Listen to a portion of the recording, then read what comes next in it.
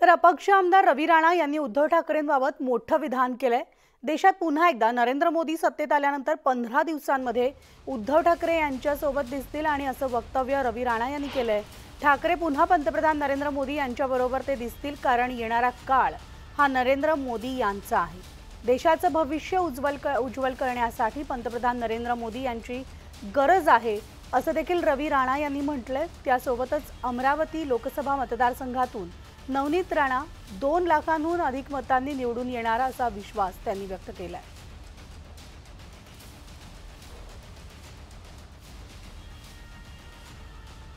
अमरावतीची जनता देणार आहे आणि मला असं वाटतं की ज्या उद्धव ठाकरेंनी इलेक्शनमध्ये टीका केली, टिप्पणी केली, ते उद्धव ठाकरे देशाचे पंतप्रधान मोदीजींची शपथ झाल्यानंतर 15 दिवसामध्ये जी खिडकी मोदीजींनी उद्धव ठाकरेंसाठी उघडी ठेवलेली आहे, त्या खिडकीतून तुम्हाला आतमध्ये दिसेल।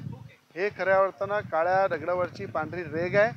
अनेक विरोधकांनी सुद्धा, महाविकास आघाडीच्या सुद्धा नेत्यांनी, कार्यकर्त्यांनी नवनीत राणाचं काम केलं की अमरावती जिल्ह्यामध्ये नवनीत राणासुद्धा शिवाय पर्याय नाही, हे विरोधकांना सुद्धा माहीत होतं। म्हणून 2 लाखापेक्षा जास्त लीडनी नवनीत राणा या ठिकाणी निवडून येणार आहे आणि या ठिकाणी त्याच्या निवडणुकीचा रिझल्ट येणाऱ्या 4 तारखेला येणार आहे। अमरावती जिल्ह्यामध्ये भरभरून अमरावती जिल्ह्याच्या जनतेने नवनीत राणाला आशीर्वाद दिला आहे। देशाचे पंतप्रधान मोदीजी यांचा अंडरकरंट होता।